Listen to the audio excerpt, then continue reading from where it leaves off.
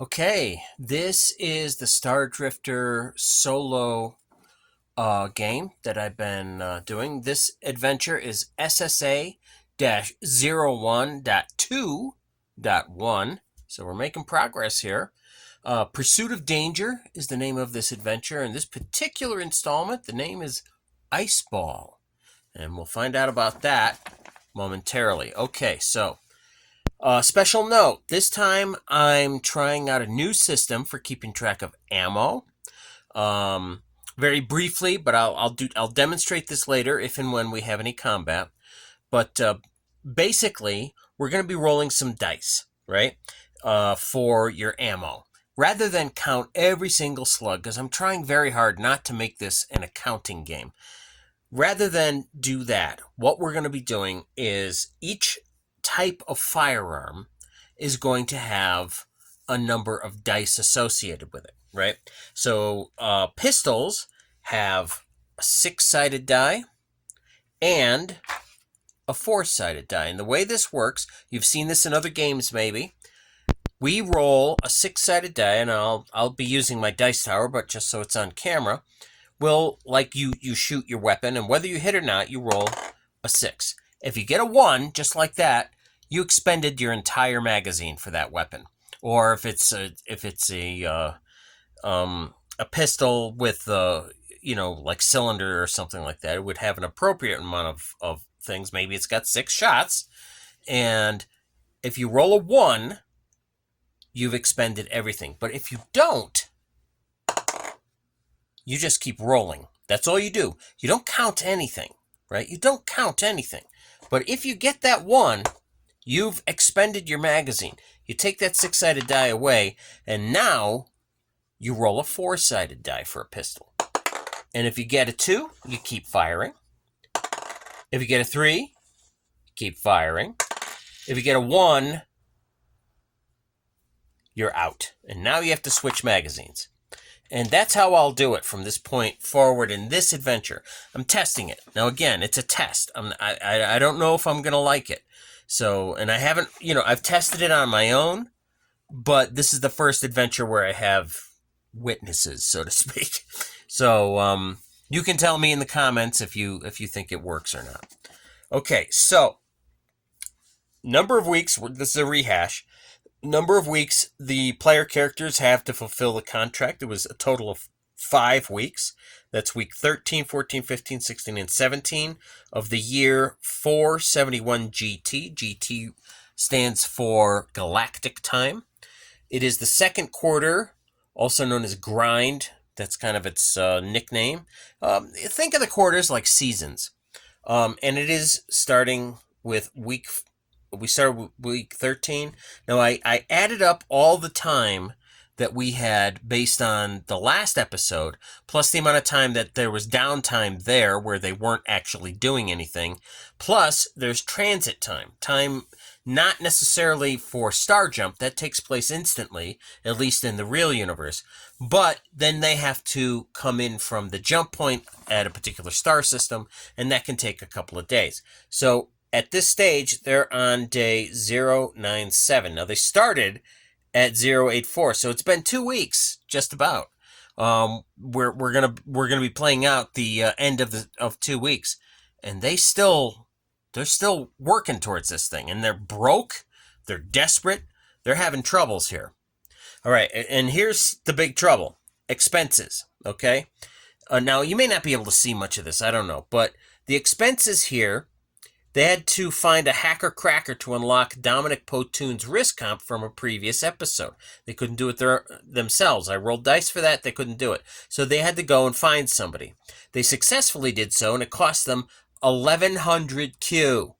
Okay, that put them in a hole. All right, so they had to dip into their own money and put it into this operation. They're in the hole. Now, they got only a quarter of their money up front. And they're expecting the rest of it when all of this is done. So it's a bad deal. It's a bad deal all the way around. But they got a reputation, and they got to come through if they can. All right, so our subtotal brought it down to 340. I dragged it up to here.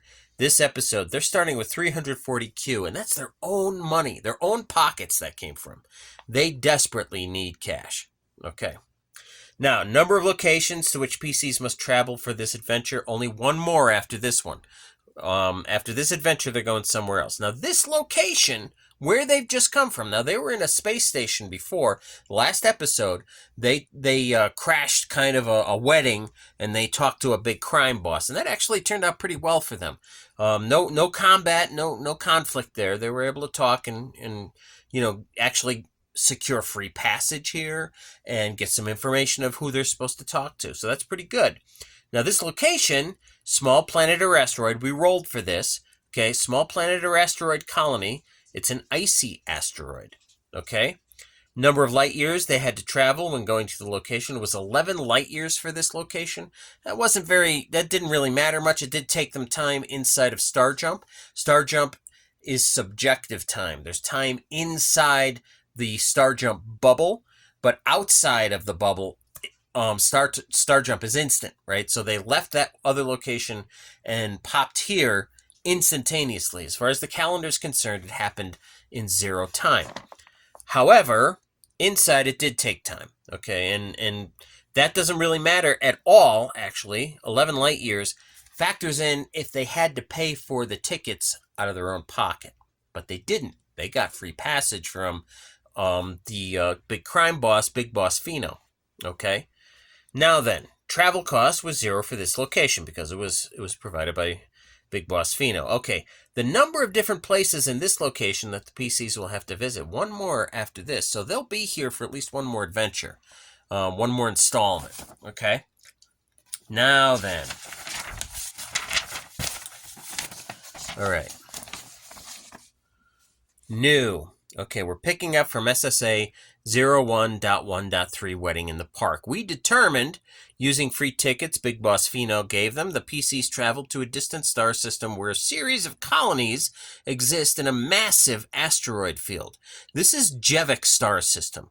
That's number 49 on the star chart guide. I flashed that, I think, in an earlier episode. It doesn't really matter. It took 1 day of star travel to get there. 1 day to go to the jump point and 1 day to move in to their location here. From the Stardrifter star chart guide for the Velomore region, which is where all these adventures take place, of the Alliance of Independent Nations. Okay, the Jevik star system. There is a red dwarf in the center. It's an independent star system. It's not aligned with the Alliance of Independent Nations. Now, the Alliance has established borders, but there are a number of independent star systems and colonies inside of it as well.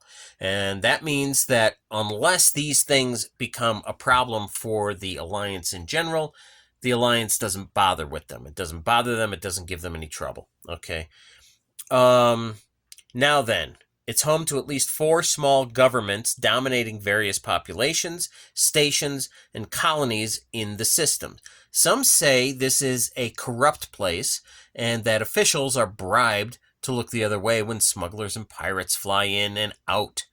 Legitimate industries include mining, manufacturing, agriculture under domes on various small rocky worlds. Not this one. This is an icy one. And shipping is a big industry here. The total population is about 180 million people throughout the entire star system. So that's not a lot of people.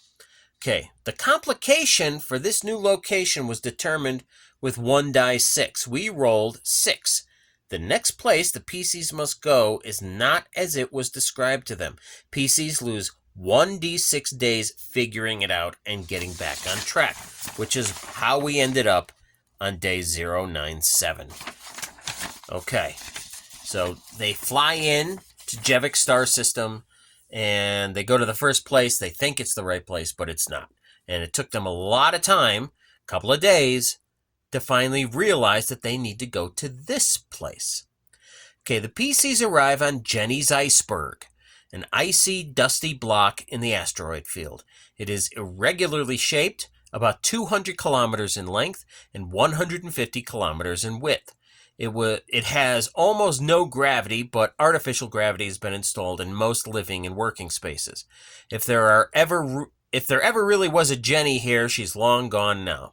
The towns and settlements are all carved out inside the surface of the asteroid. High-tech insulation and heating units make it livable, but it always feels a bit chilly. Everyone wears cold gear. Cold gear is just jackets and insulated pants and that sort of thing. Player characters will be able to wear their battle gear, and that'll be good enough, so that they don't have to change or buy anything. It's good enough. All right, now, I have a key here to this map right there. Now, that's Jenny's iceberg, a side view from the outside. Now, this... what we see here are a number of lines and some letters. Okay, so A refers to a spaceport, right? So you have a spaceport here, A, and a spaceport here, A. There are two spaceports on Jenny's iceberg. There's also one at the top and one down here. These are all places where ships can dock, okay? Ships or boats. In Stardrifter, a ship has a star jump engine, and a boat is a vessel that does not have one. Okay. Now, B is the town of Asterlag. No, Lasterag. Sorry, I'm going to make that mistake a number of times today. Lasterag is the name of this town. That dot right there. And C is the town of Florinado. Right there. Okay. D... high-speed rail system, and that's what all of these lines are. Carved out tunnels inside this icy block, all right? And this is a high-speed rail system. There's air, of course, pumped into the different towns, but once you get into these tunnels, all the air has been evacuated from here. There's no air, it's in vacuum, and the trains travel very, very fast there. Okay. Though there are laws about firearms and armor here, the police are too ill at ease to start a fight with dangerous-looking people. They are woefully understaffed. There's like 2 officers here and 2 here, and that's it. That's like all the police there is. So you can imagine what the law level is like here, or how dangerous it might be. Okay, there are 2 towns. They're housed in excavated caverns on either end of the berg, that's as it's locally known, Lasterag and Florinado. There is a very high-speed automated rail system that travels between them every half hour, 24/7. It moves through a vacuum tube at about 2,000 kilometers per hour, so it only takes about 10 minutes to make the trip from one side to the other, and a little bit less to go to any of these other ones. But these other ones also have high-speed rail running through them. So the rail is very quick, and you can move about Jenny's iceberg pretty quickly using mass transit. And again, this rail system is automated. There's no one piloting it. Okay. Now this is a side view of Lasterag and Florinado. However, this map represents both of them, and the towns both have 3 layers like this and cover roughly the same volumetric space, though they're not otherwise laid out the same. Now, again, this is a side view, okay? A is uptown, B is midtown, C is downtown, and D, that right there is D, represents elevators going to each level. And the elevators are huge. They're big enough for cargo or large vehicles or things like that. And finally, E, that is the high-speed rail line. Now, in both of these places, the high-speed rail line comes into Midtown. It doesn't go to any of the other levels. Okay. So, again, these are not laid out necessarily the same, but the space is roughly the same on both of them, and both of them have these 3 levels. They're just sort of laid out a little bit differently. All right. That is our setting. Okay, now the name that the characters were given by Big Boss Fino at the last station, they must talk to Amba Sorrent. She's a fixer here. She's someone that when legitimate and illegitimate business people have a problem, they will often go to her, looking for her to solve it. She talks. That's how she wins her battles, so to speak. You know, she makes negotiations. She finds, ways for people to get along down here. And if there's a problem, she's more than capable of handling it in whatever manner needs to be done, right? So, oops, sorry about that. Am I still in focus? No. All right, let me do, sorry, I bumped. Okay, pull out and move a little bit like so, pull out. I apologize. I'm very tight quarters here. All right, that's pretty good. Okay. So we've got Amba works out of both towns, traveling between them often several times a day. It's a very simple thing. You just get on the train and you go. Okay. All right, so we have to roll for odd or even to figure out where she is right now. So I'm going to roll a 6-sided die. I have a 2, even. She's in Florinado. Okay, now we roll 1 die 6 and get some more information about what might be going on there. I have a 5. I have a 5. Okay. Let's see. Okay, 3 to 6. The Breakers, and we'll talk about them in a bit, they're a gang. The Breakers have heard nothing about the player characters yet. But if when the player characters go to Asterlag, roll as described above. All right, so they are in Florinado right now. They've come in. Where are you? At C, on the right side. They're over here. They've come in through this starport, and they're now over here at Florinado. And they are looking for Amba. The Breakers don't know they're here. Now, that may matter, and it may not matter, because the characters may or may not come into conflict with them. We know about them. They do not. Okay? Now then, Amba has combat experience and is a masterful NPC. That means her numbers are higher than most people. She also has 3 superior NPC bodyguards. That means that they're better than most of the slobs our characters have run into up until now. Amba is currently under threat from a small-time gang called the Breakers, and they're located in Florinado. Okay, Florinado, really? I thought that's where we were. If they're located in Florinado, then I made a mistake here. All right. She's an Asterlag. Breakers will not be surprised. Yeah, they had a greater chance of making it here. So that was a goof up on my part. All right, so we're going to say that they're located not in Florinado. They're located in Asterlag because I have set up the numbers to go that way. So a small-time gang called the Breakers located in Asterlag. She previously helped the local authorities clean up corruption on the docks of Lasterag by getting people talking. The Breakers took a financial hit from that and want to reestablish themselves there. But they think Amba will likely disrupt things again if they do. Now, basically, Amba, again, she's a fixer. They're having trouble. Somebody called her in. She came in. She got everybody talking. They maybe went on strike. They got rid of some of the corrupt bosses, and things are moving along again. All right, that's great. Not so great for the Breakers because they were skimming off the top, getting money.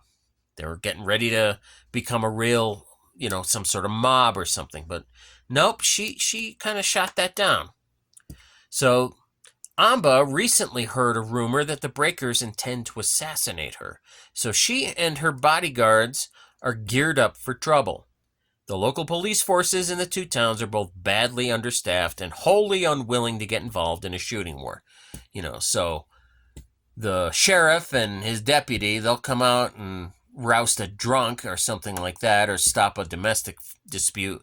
But when it comes to these guys, they're not coming out. They're not going to get involved. Okay.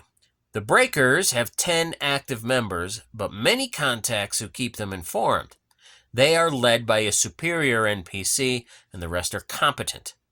They all have firearms, but are only lightly armored. Now, again, our characters don't know that. We know that. Okay. When looking for Amba Sorrent, roll odd or even. Okay. 6-sided die again. I rolled a 4. That's even. Amba is unaware that the player characters are coming. Okay.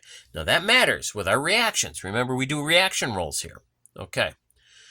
So then, NPC reactions to PC inquiries. PCs are after information which can lead them to the next place here on the Berg. PCs may only go to one place once per day, even though the places are small since they're unfamiliar with the Berg. So the Berg is a tiny place, but they don't know it, right? So it's going to still cost them one place per day. PCs may speak with Amba, fight her and her people, or do both. If the PCs fight and win, they gain the info they need in the usual fashion. PCs need positive reactions, or they need to be successful with Amba's offer, which we'll get to, in order to get information from her. PCs may only roll once per day to get a positive reaction from Amba, but may try again the next day if they fail. They may also take her offer and earn the information. If Amba is initially aware of PCs because Big Boss Fino sent her a message, the PCs will not get a hostile violent reaction, regardless of their role, but only negative, uncooperative, or positive. But if Amba is initially unaware, which we just determined she is unaware of them, a hostile violent reaction means she will attack immediately, believing that the PCs are working with the breakers, or for the breakers. When dealing with Amba, PCs roll versus their interpersonal skill or interrogation, criminality, or something else. In this case, we'll have our leaders. We'll go over our player characters again in a bit. Our leader will try to use her interpersonal skill. Okay. If she rolls a success, she gets a -1 on the reaction roll below, which is good in this case. And if it's a fail, she gets a +1 on the reaction roll. And the reaction roll, if it goes to hostile violent, the fight breaks out immediately. They show up. Amba sees them. They say, hey, can we talk to you for a second? And the fight starts because Amba immediately assumes they're there to kill her because she thinks someone's out to get her, which probably someone is. Okay. Reaction roll. Okay, this is what happens if we get positive. But we're going to see. Okay. So first off, we're going to go to the last page here. This has got a lot of stats on it. And our characters, we'll go through them right now. We have Selma, we have Malachi, we have Dremmer, and we have Crate. Those are our 4, our quote-unquote heroes who show up and shoot places to pieces. But anyway, boom, sorry, I bumped it again. Selma, these are her skills. Her interpersonal skill is an 11. I need an 11 or less to succeed. If she fails, then we know what Amba is going to do. Okay? Or at least we know that there's a penalty when we roll for the reaction. All right, so here we go. This is a 20-sided die. I need an 11 or less on a 20-sided die. I have a 5. That is a success. So there's a -1 on the reaction roll below. Now, we could still get a hostile violent reaction, even with that success. That could still happen, all right? So here we go. It's a 6-sided die for the reaction roll. 6! It's a 6! It's a 6. Check that out. It's a 6. Okay. A 6 -1 is a 5. 5 to 6 plus, because that would have been possible if she'd gotten a thing there. It's a hostile violent reaction. They say, hey. Yeah, hostile violent. Amba and her bodyguards will attack. So they say, hey, are you Amba? And she's like, yeah, I am. And we're into it. Okay, let's set it up. So Amba, as we know, she's got bodyguards. All right, so I got their stats here and everything. So this is Amba's people and her Amba herself. All right, now she's got 3 bodyguards and herself. Now they're all pretty good at what they do, and they're fully armored up. A lot of the people our player characters have come up against up till now have not had much in the way of armor. But boy, they got the. This is a very different deal. They're dealing with people who are dropping a lot of damage with rifles and pistols. So let's set this up. Okay. Where is this taking place? Is it in a building? Maybe Amba's having lunch. and our player characters show up. This is Amba, right here. I don't know if you can see that. Looks a little bright. Here she is. That's Amba. All right. And Amba's got her people with her. Are they having lunch in a building, or are they walking somewhere? Maybe waiting for the train. We could say that. Okay. So we'll do a 6-sided die. Here it is. 1 to 2. She's having lunch with her people. 3 to 4, she's walking down the street. And 5 to 6, she's waiting for the train. She's not alone. Her bodyguards are always there. All right, I'm going to roll it. 5 to 6, she's waiting for the train. So our characters show up, and there she is. Boom, there she is. All right, let's set this up. Where's, I gotta get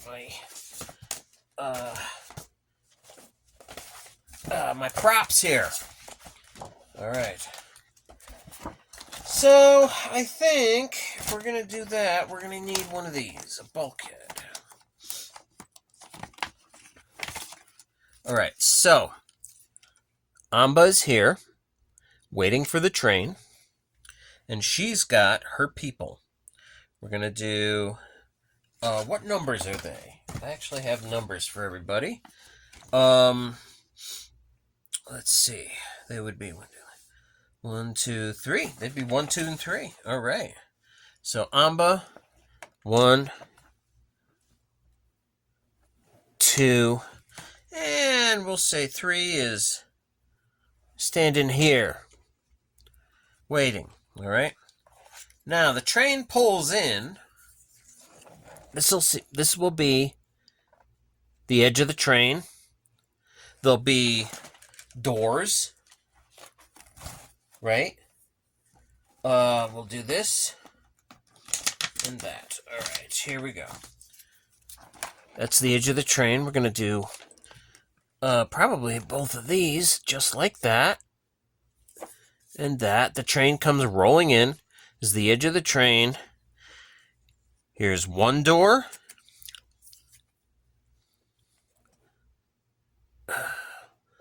We'll do one door here. And maybe another door back here, maybe. There we are. And the doors, the train probably stays here maybe 5 minutes or something. And then it takes off again, right? So that's where we are. There's some benches here. Amba's sitting in a bench, and her people are by her side, and she's taking care of business. She's got electronic devices and holographic interface, and she's working on business while the train comes in. So the train pulls in. She's putting her stuff away, getting ready to go onto the train, and our characters come out, and they've been given enough information, including a picture of Amba, to recognize her. So they step out, and they say, "Excuse me, are you Amba Soren?" What did I say? Amba Soren, I think her name is. What did I call her? Sorrent. Amba Sorrent. Excuse me, are you Amba Sorrent? And our characters are here. Maybe I'm gonna roll because we know that Selma is here, and I just did all the die rolls. This is gonna fail. All right. I know Selma's here, and she's leading the group, and she's gonna step out and say this thing. All right. So she's out. But how many of the others are out when this happens? All right. Some might still be on the train, and some might be, out there with her, right? So there's 3 of them. 1 to 2, it's Dremmer. 3 to 4, it's Malachi, and 5 to 6, it's Crate as well, right? We'll go in order like that. If it's, we'll go 3 to 4. It's exactly the way I have it on the board right now. Crate's still on. These 2 are out already. Okay. Excuse me, very friendly like. Are you Amba Sorrent? And Amba Sorrent is like, yeah, I'm Ambasorant, and you're dead. And she draws her weapon, the others draw their weapons, and we're going to have... I think it's actually possible our characters are going to be entirely flat-footed by this, because this kind of immediately hostile reaction is nothing they were expecting. Okay? So, I think that they could very easily be surprised by this. So, what do we think? 50-50, right? One will go odd, they are surprised, even they are not. That they were ready for trouble, or their instincts kicked in, or whatever it happened to be, right? For that matter, Dremmer is an X-Mill. That's his background. And X-Mills, if they make a save, they can use their tactical insight. And what that might give them is information about whether or not this is a dangerous situation just before they walk in. And if he makes that roll, then they're not surprised for sure. And if he doesn't make that roll, well, Crate is also X-Mill, so he also gets that. All right, so this will be Dremmer. This will be Crate. All right. Crate, before they walk out, Crate says, this looks a little sketchy. What do you think? Dremmer didn't make his save, but Crate did.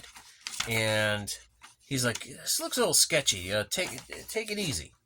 So they step out, and rather than say, hey, are you Ambasorant? We'll have her say something along the lines, excuse me, are you Ambasorant? But she's got her hand near her weapon. Well, she doesn't know that. Selma has no idea of knowing that she's been expecting trouble all this time because she thinks there's a contract out on her. So with her hand next to her weapon, that immediately triggers. So that works out. That immediately gets them to say, yeah, I'm her and you're dead. And so, bam. NPCs are going to attack. All three, right? There's 3 who are immediately visible, and there's 4 here. He's back here. He's not out just yet. I mean, that door opens. Hi, are you Ambasorant? Yes, I am, and you're dead. And that's how fast this comes about.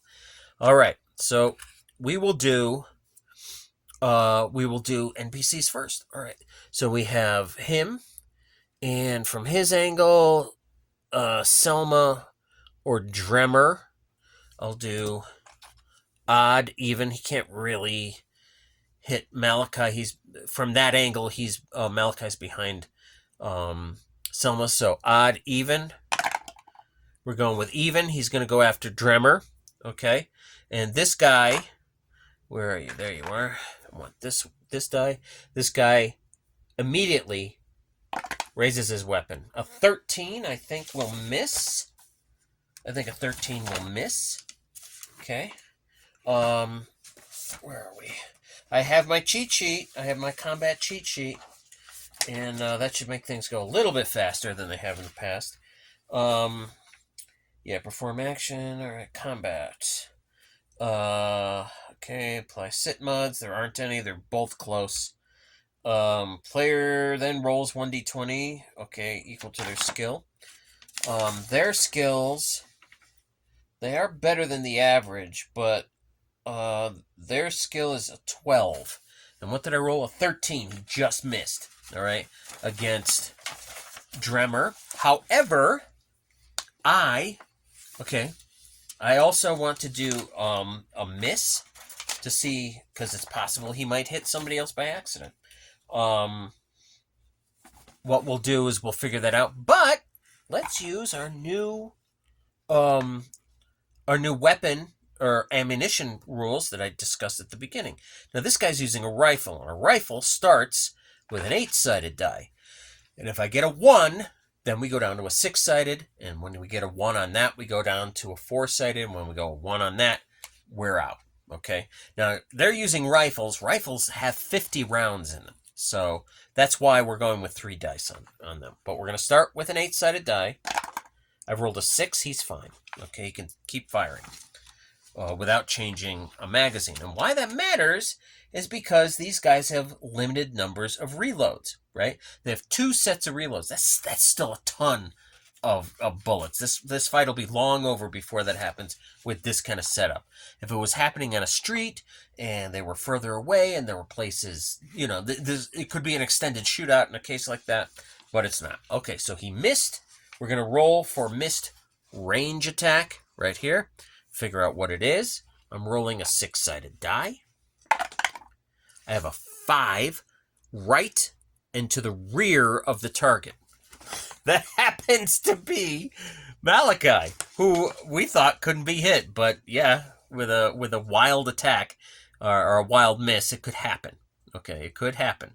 All right, so what we're doing, blah, blah, blah, might be important, in which case we're, okay. So the way this works is we're going to have a standard roll of an 8, because he's not trying to hit him. So it's an 8 or less. If he hits him, 8 or less, I have to roll that on a 20-sided die. If he hits him with an 8 or less, then Malachi has been hit by accident. Okay. A 17, no. It's a miss. Okay. So we don't have to worry about that. So that's this guy. All right. Now we have Amba, and she's going to shoot right at Selma, because she said, "You're dead." So she's going to attack Selma right off the bat. She rolled an 11, and that hits. Okay. Yeah, she has let's see. 11. Yeah, 11 is exactly what she needs to hit. And again, there are no modifiers here because they're point-blank range. And she's using a pistol. She uses a pistol. The other guys have rifles. All right, now then. We weren't surprised. All right? We were thinking there might be trouble. And if that's the case, I'm going to say that our characters can use their shields. Now, normally, you're carrying a shield on your back or on your shoulder or something like that. You're not holding it, presenting it in front of you. But they have ballistic shields. They were ready for trouble. She's able to get her shield up, okay? So that's how I'm calling it. And it may sound like I'm being kind to my player characters, but I would have done it the opposite way if circumstances had worked out as well. You know, the NPCs all have shields too. So, all right. So Selma, she's got her shield. And we get to determine how much protection that off. First off, we have to do damage. She has to, I'm sorry. Amba rolls. She got, that's 9. Plus 2 is 11 points. Okay. Now, 11 points of damage. But we're going to take that off of our armor. So Selma's got her shield up. That's 1d6 plus 1 that it can protect you from. I rolled a 1, so that's 2. Okay. And let's see. That's off of her shield. Okay. So we'll go her shield. Okay, but I actually should be using this sheet. This is, you can barely see it. I printed it out so it'd be easier to read. But this is actually our CTC, which is combat tracking chart, and this has got the same stats, but there's more of them and more spaces to make notes and stuff. So okay, we've got that going on. She took 2 points off of her shield, so we're gonna do Selma shield. We're gonna do -2 so far. Okay, but we're still going because she's got a shield. She's got a chest plate. That's 1d8 plus 1 that it can protect you against. 8! That's an 8! Look at that. It's an 8. Plus 1, so that's 9 that the chest plate takes. So that that's 9, and that's our 11. The bullet stops, doesn't go any further. She also has a flak vest underneath all this, but that's our 11, and we're fine. She hasn't taken any damage of any kind. Her armor took it, and that was Amba shooting her point blank. All right, now this guy, he can shoot at all 3 right there. So we're gonna go 1. 1 to 2, 3 to 4, 5 to 6. I've got a 5 to 6 going after Dremmer. Going after Dremmer. All right. I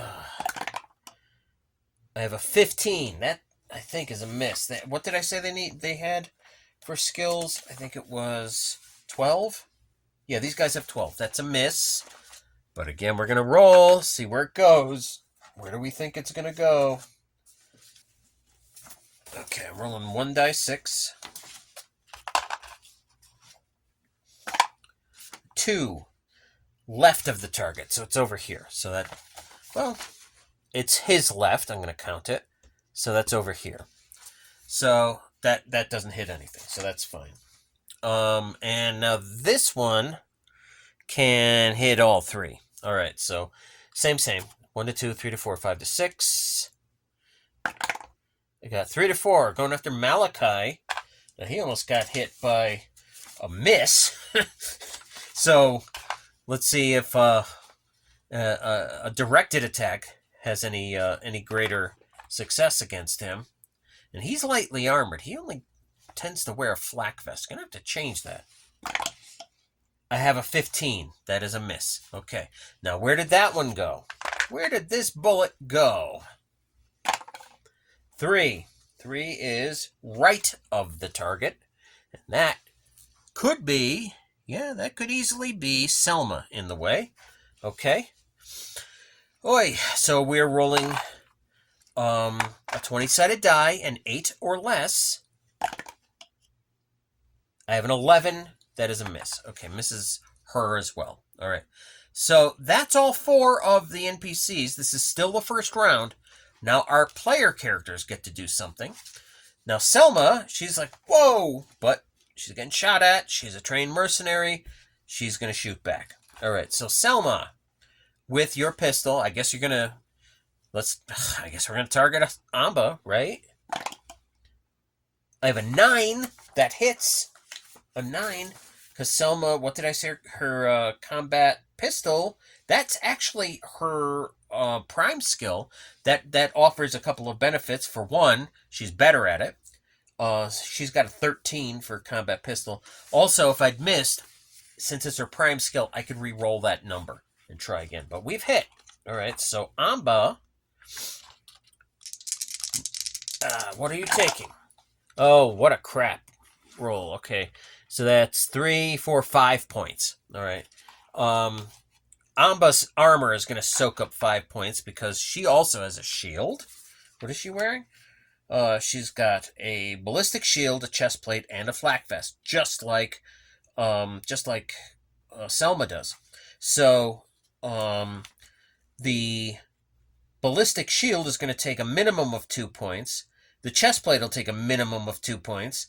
And the flak vest will take a minimum of 2 points. So at least 6 points would get absorbed by her armor.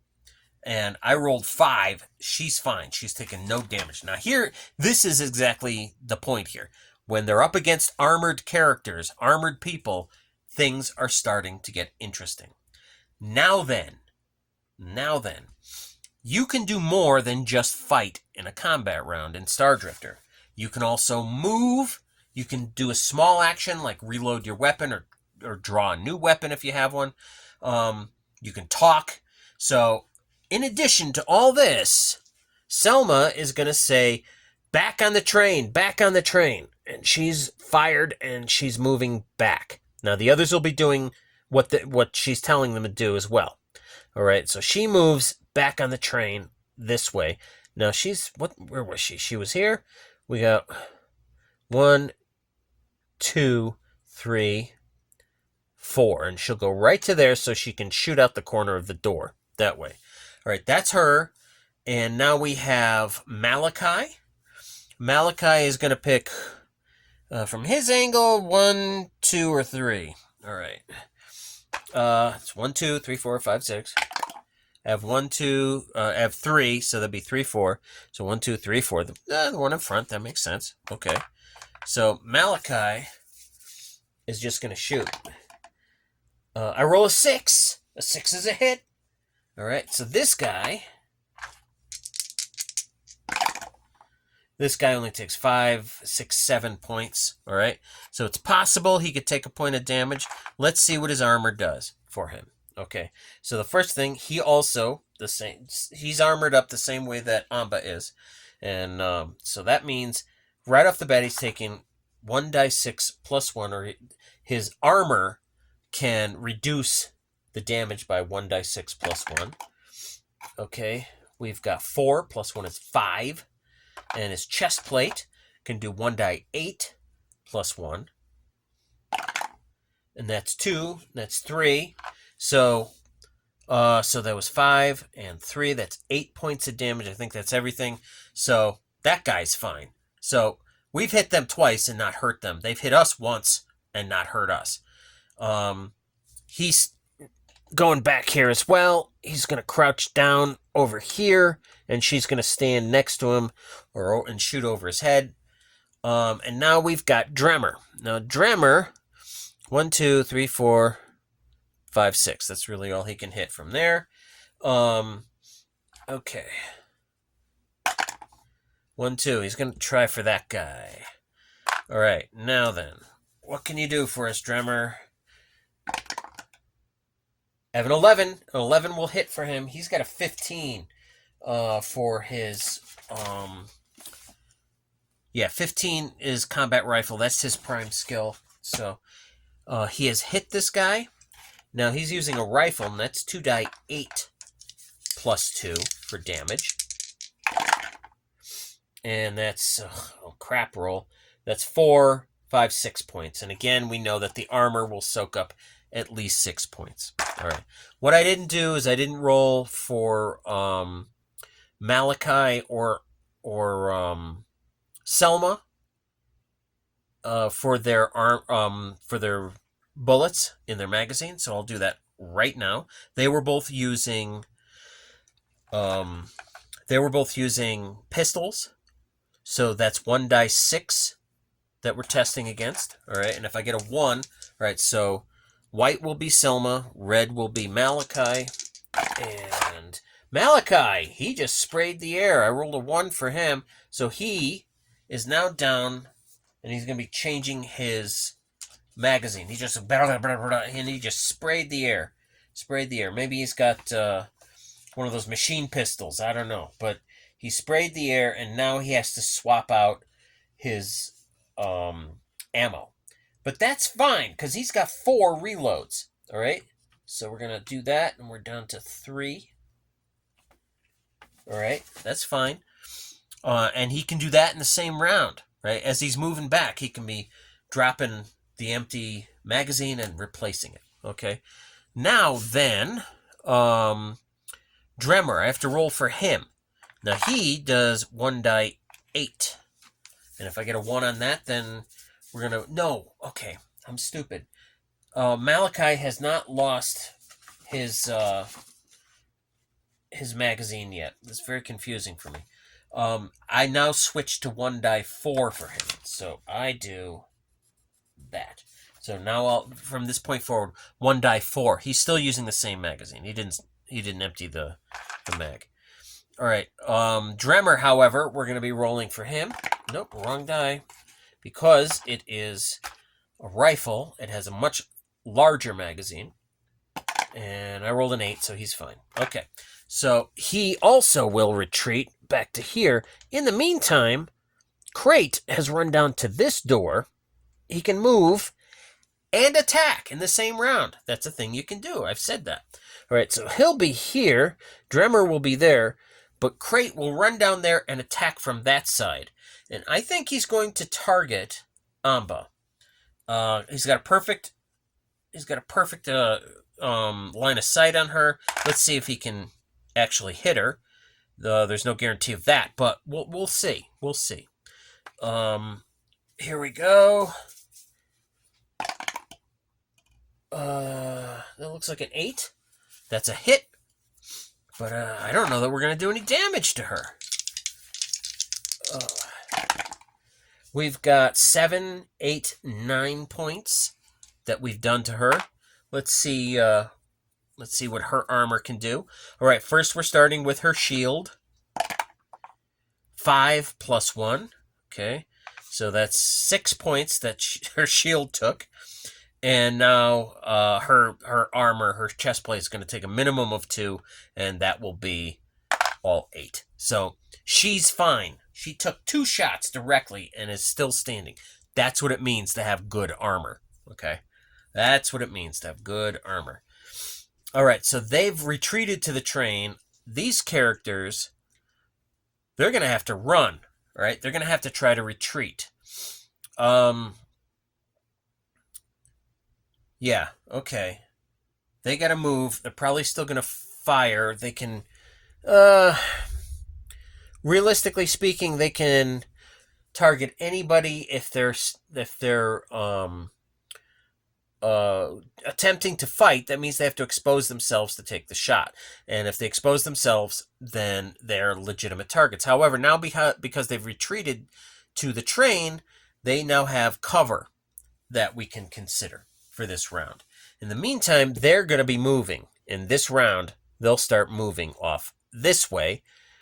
And I guess they can move off that way. But our heroes can follow them down the length of the train, right? So let's pretend that this is a running gun battle. These guys are running this way. These guys are moving and following them and taking pot shots that way. But I think Selma, would she? I think Selma would see this as some kind of mistaken identity, right? Because this woman didn't know who the hell they were. She just started shooting, right? So I think she's going to try her interpersonal, but they're in the middle of a firefight. So there's going to be a negative on this, and probably a serious one. I'm going to say it's a -3. So that means she needs an 8 or less to shout out and say, we're not here to fight. We're not here looking for trouble. We just need some information. Big Boss Fino sent us. So let's see if anyone listens, or if she gets it garbled, or she fails and just doesn't say anything, or they don't hear it over the shooting or whatever. Oh, I rolled a 9. A 9. Oh well. This fight's going to happen. All right. So this is a running gun battle. All right. They're running down this way. They're moving from one door to the other. And we'll say that with the length of this train, it's not this giant subway train. It's going to be smaller. So I'm going to say they either have 1 or 2 sets of doors that they can move with them and try to fight. In other words, it's either going to be odd. They have 1 more set of doors like this that they can keep shooting from as they follow these guys as they run this way. Or even, there'll be 2 sets and we can continue that way. Okay?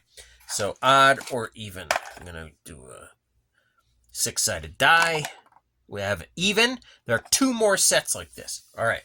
So this guy's going to move here, and they're going to continue running and fighting as they go, right? So they're not static, they're running, but it looks just like this as they're moving.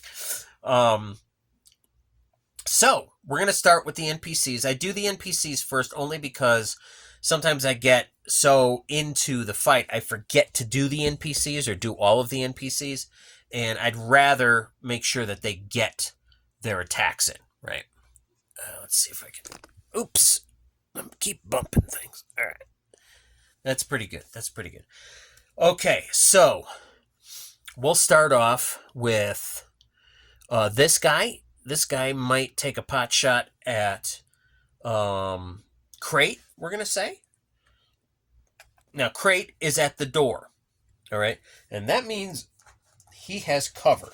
Now, I have cover rules with the cheat sheet. All right, so cover hardness. This is a metal train, so it's hard. They're at -5 to attack. And cover obscurity is going to be partial, moderate, or comprehensive. Now, he's leaning out, and he's kind of behind them, so I'm going to say he kind of has to lean out a little bit. So we're going to say he's only got partial. So this guy is at -6 to hit him because he's mostly covered by the train. Right, so this guy, he's got a 12, so the guy needs a 6 or less to hit. I have a 19. This guy misses, and I don't think he can reasonably with regards to where the bullet goes, it doesn't matter. There's really nobody over there that can hit, so we're not going to roll for it. However, we are going to roll for this guy's ammo. I rolled a 3. He's fine. Okay. Amba is going to probably. She just doesn't have a clear shot at really anybody. She might take a shot at Crate. She could probably, wait till this guy's ducking down or something and take a shot. So she might do that. Yeah, we'll say that. All right, so she is taking a shot at Crate. I have a 15. She misses. Okay. Now this guy. We'll go odd. 1, 2, 3, 4, 5, 6. That's how I'm counting it right now. 1, 2, 3, 4. He's going to go after Malachi. Now Malachi is right there. I'm going to say, again, he's using the train as cover, and it's more or less going to be the same thing. A -6 for this guy. So this guy needs a 6 or less because he is a 12 normally. This penalty, this sit mod, is going to situational modifier is what that stands for. This sit mod is going to be a -6 because of cover. Rolled a 13. He has missed, but it's possible that he could hit somebody else, right? So what did I say? They need an 8 or less to hit somebody else. If we're gonna see where the missed range attack goes. That's a 6-sided die. That's a 6. GM's choice, whatever seems most appropriate or amusing under the circumstances. Appropriate or amusing? I think the most appropriate thing, if he was going after him, and she's right next to him, she is entirely possible that it could go after her. So let's see. Again, she's got a lot of cover, so it's -6. So he needs, at this point, needs to roll and go on, kitty, go. Oh man, sorry people, I'm so sorry. I'm buried in animals here. Okay, there we go. -6 from the 8 or less that he needed to hit. So he needs a 2. A 1 or a 2 is the only way he can hit. I rolled a 7. He has missed. Okay. All right, and now we're going to roll for his weapon. A 4. He's fine. I think I didn't roll for that guy or necessarily Amba. And actually, these guys are using rifles, so I should be using an 8-sided for them. That's no. That's a no, and Amba is a no. Okay, they're all fine. They don't have to change out their magazines at all. Or it doesn't go down to the next die level. Okay, that is the end of that round. Or the end of their stuff. Now our characters. Okay, so we'll just go from right to left. We'll go with Crate first. Crate is going to be going after number 2. Crate rolls a 14. I think that's a miss. These guys don't have any sit mods associated with them because they're out in the open. They got caught kind of with their pants down. But then again, they jumped to conclusions. There wasn't supposed to be a fight there. Crate has got an 11 for pistol, so he missed. And how is his ammo doing? He rolled a 3. He's fine. Next we have Dremmer. Dremmer's going to go after 3 or 1. So it'll be odd, even. I have odd. He's going after number 3. We rolled a 13. That hits. That hits for him. All right, so that is 2 die 8 plus 2. There's 1. And here's 2. All right, that's more like it. We got an 8 and a 6. So that's 14 plus 2 is 16 points of damage against this guy. Let's see what his armor can do for him. All right, so we're doing 6-sider, for his shield. We're doing an 8-sider for his chest plate, and we're doing a 4-sider for his flak vest. And I'll be counting these in order. All right, so we're starting off with a 6-sider, so that's 4 plus 1 is 5, right? And then we have 7 plus 1 is 8, 5 and 7 is 12. And then we have 2 plus 1 is 3. So that's 12 plus 3 is 15.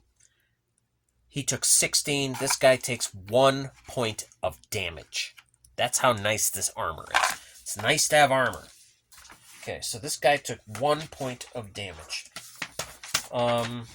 Okay, so let's see. He's there. That's number 3, right? Okay. So they have 8 points.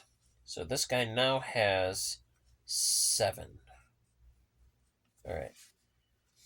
At half points, I have to roll a nerve roll for these guys.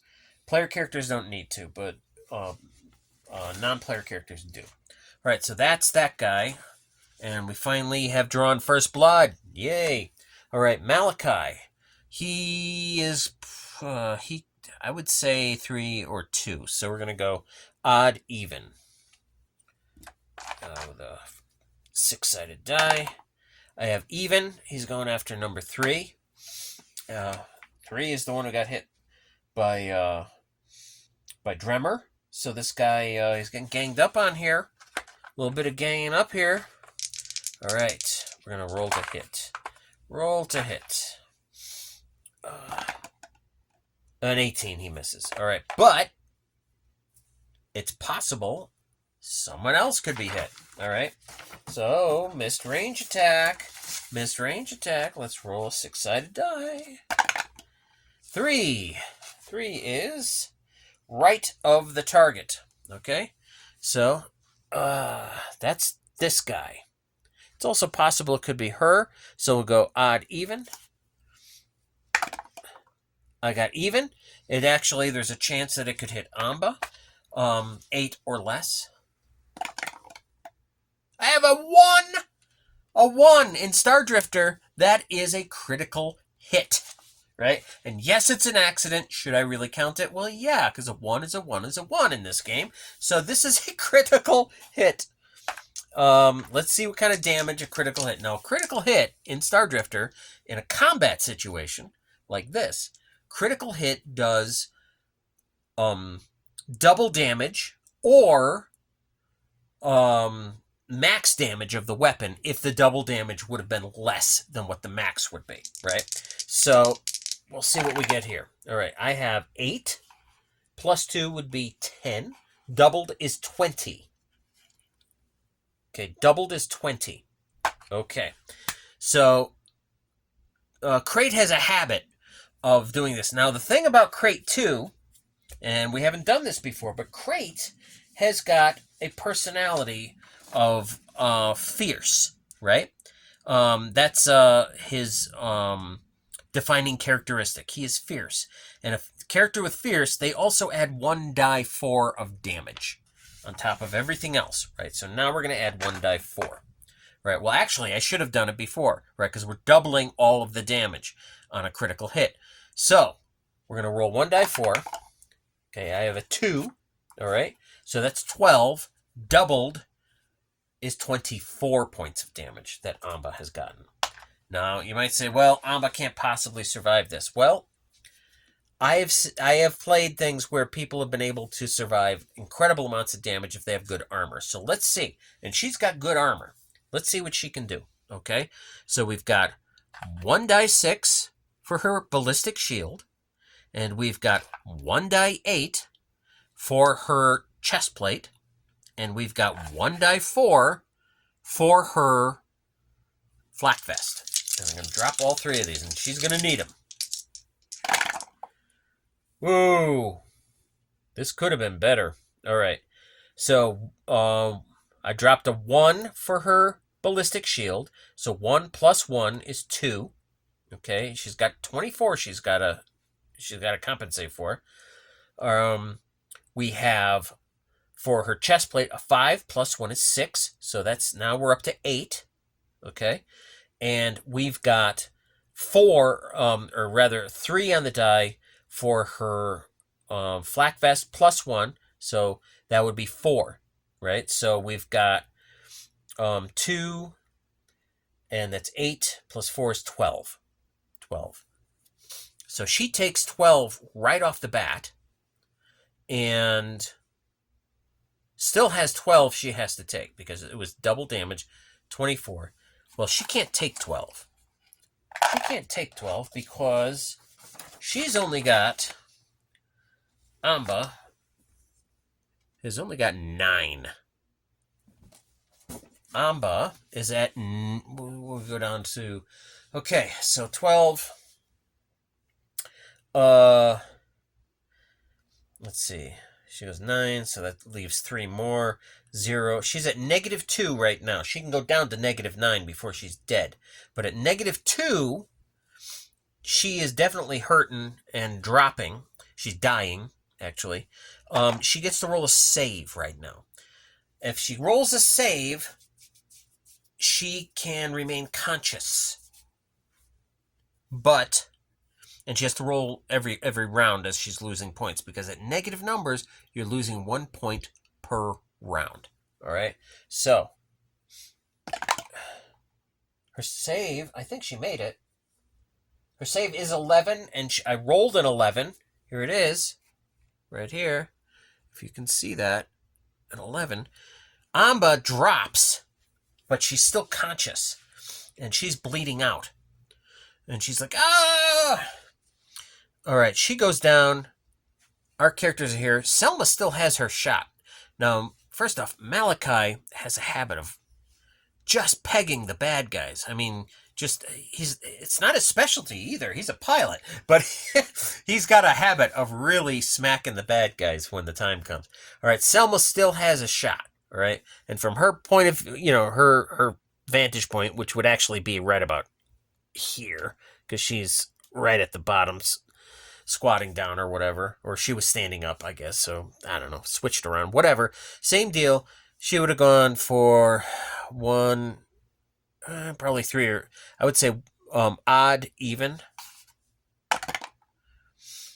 Odd, number 2, and can she hit him? I have a 9, which would hit. Okay, so she's doing this. Oh, snake eyes. So that's only 4 points. His armor's going to soak that up, so he's not hurt.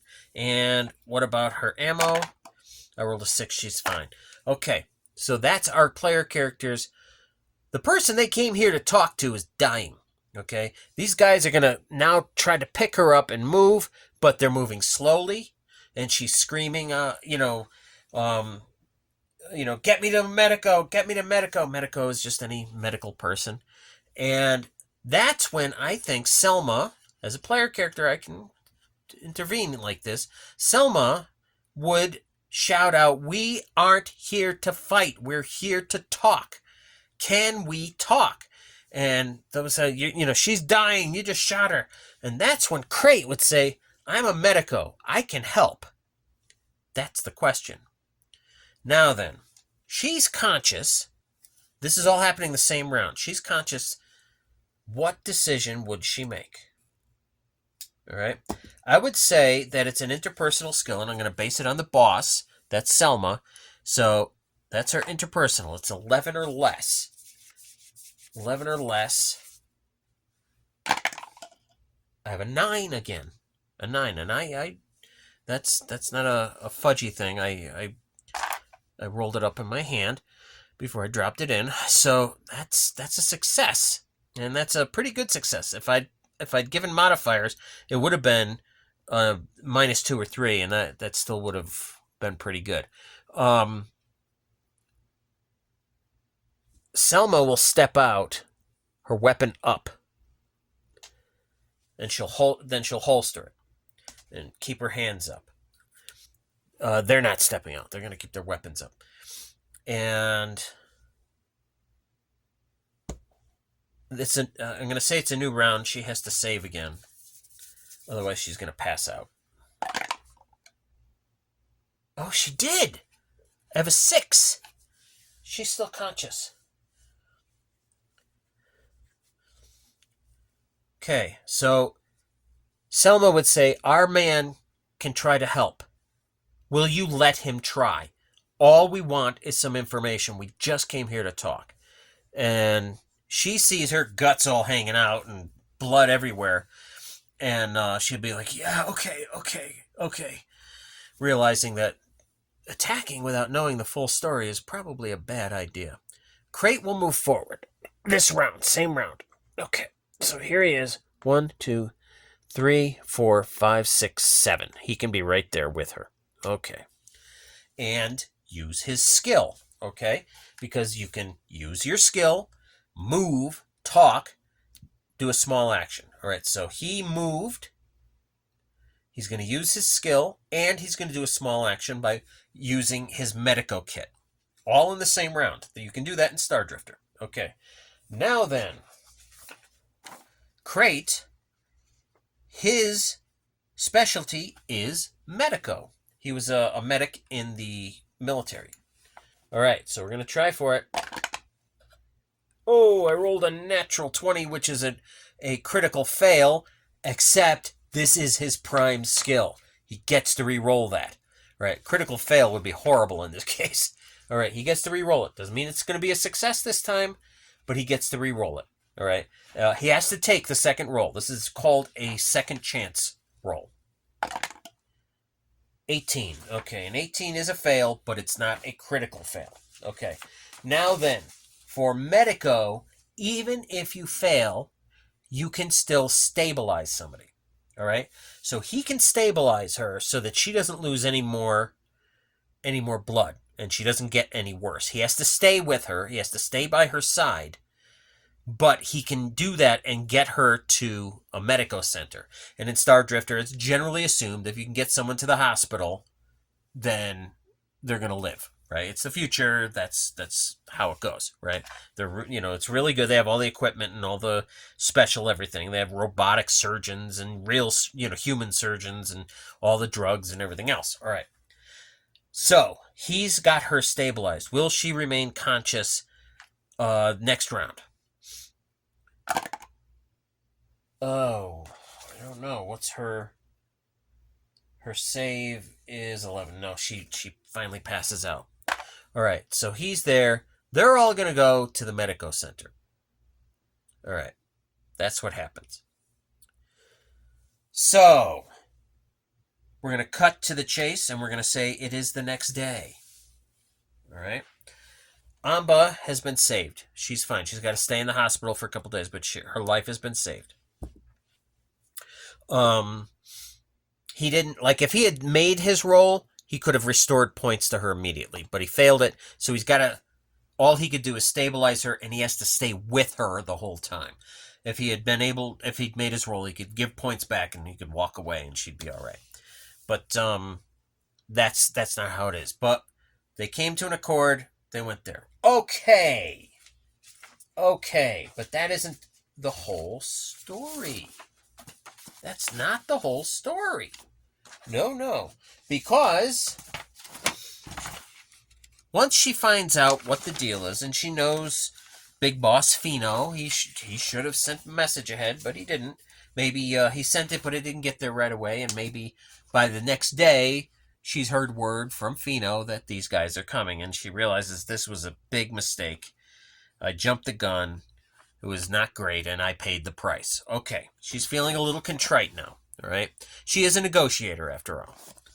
Okay, so reaction roll results.